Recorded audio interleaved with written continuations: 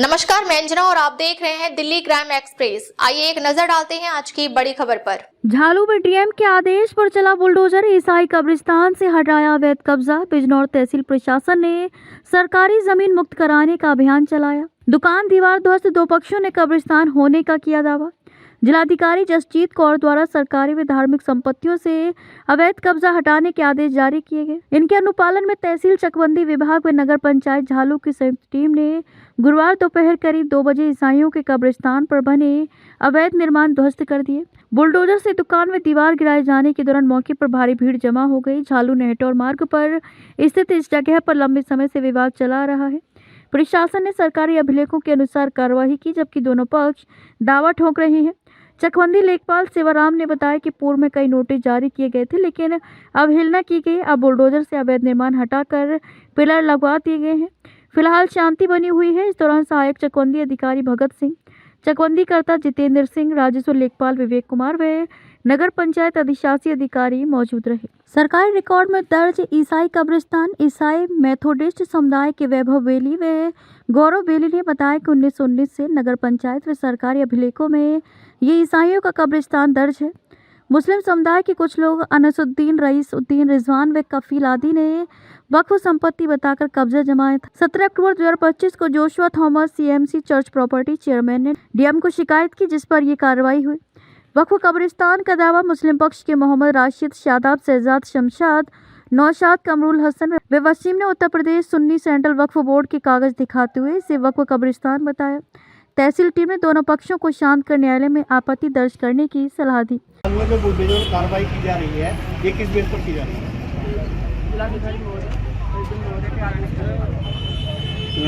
क्या मामला है, क्या प्रकरण है पूरा? ये कब्रिस्तान किसके हैं? ये ग्राम समाज है जी, किसी का नाम नहीं है कि फला की कब्रिस्तान है जी। ये कब्रिस्तान के ही नाम है, सरकारी जमीन है। काफी पहले से अवैध कब्जा इस पे है जी। उसे हटवाने के लिए कई बार हमने कहा भी, इन्हें सूचना भी दी, लेकिन उसके बाद भी कब्जा मुक्त करने में लोग तैयार नहीं। क्या आपने नोटिस चस्पा किया था? नोटिस पहले चस्पाया, कई मौखिक रूप से भी कई बार कहा। तो जैसा अब ये दो पक्ष यहाँ मौजूद हैं, हाँ। एक जो है चर्च की संपत्ति बता रहा है, हाँ। और एक कब्रिस्तान बता रहा है, हाँ। और इसमें आपका क्या कहना है? हमारे यहाँ कब्रिस्तान है, किसी विशेष नाम के लिए नहीं, भाई फला का है या फला का। अभिलेखों में जो है कब्रिस्तान बता रहा है। अच्छा, जैसे ये वक्फ बोर्ड की जमीन बता रहे हैं कि हमारे कब्रिस्तान है, जी जी। और दूसरा पक्ष बता रहा है ये ईसाई के कब्रिस्तान है, तो इसका अभिलेखन कैसे होगा फिर? इसका इनका मुकदमा अपने वक्फ करें, ये भी करें, मैं भी करें। इसकी संपत्ति को उसके नाम जाएगा, हमारा यहाँ कब्रिस्तान है, हम कब्रिस्तान की जमीन खाली करा। ये अब फिलहाल सरकारी संपत्ति हाँ, है। सरकारी संपत्ति है। ठीक। लड़ाई हो रही है, तो ये किसके आदेश पे हो रही है? जिलाधिकारी महोदय का आदेश है। पूरे गांव में सत्यापन होना है, धारा 52 के लिए गांव जा रहा है, हमें सभी ग्राम समाज खाली करा दो। जो अवैध कब्जा मुक्त है उन्हें खाली करा। हाँ, हमने लगभग 60% पे पिलर भी लगवा चुके हैं ग्राम समाज। दोबारा फिर प्रक्रिया चल रही है, जो नहीं खाली कर रहे हैं उस पर ध्वस्तीकरण चल रहा है। जी। अवैध कब्जा मुक्त कराने यहाँ पहुँचा है, तो इसके संबंध में आपका कहना है? दूसरा पक्ष भी अपना दावा इसमें जता रहा है, आपका क्या कहना है? हमारा कहना ये है, ये ईसाई कब्रिस्तान था शुरू से ही ईसाई कब्रिस्तान काफ़ी लंबे समय से कब्जा इस पर चल रहा था। कितनी भूमि होगी एक कब्रिस्तान की? एग्जैक्ट 50 के आसपास 8 जो हमें बताई गई कागजों में 650 प्रेजेंट कागजों में जो बताए 650 में है, वो लगभग 800 गज के आसपास का आंकड़ा है। तो ये आप जो अवैध कब्जा था इस पर आपने कहीं शिकायत की थी इसमें? हाँ, बहुत लंबे समय कई बार शिकायत करी। अभी लास्ट टाइम एसडीएम साहब को करी थी। नहीं, आपके पास कागज वगैरह है आपके पास जमीन के? कब्रिस्तान के जो है कोई कागज नहीं होते, ये एक क्या कहते हैं, समुदाय की संपत्ति होती है, और दूसरा समुदाय तो अपने कागज दिखा रहा है। संस्था की संपत्ति है, उस संस्था के तहत ये जो जगह है वो ईसाई समाज की है, कब्रिस्तान की जगह है। तहसील के कागजों में आपने एसडीएम साहब का किस बेस पे आपत्ति करी है?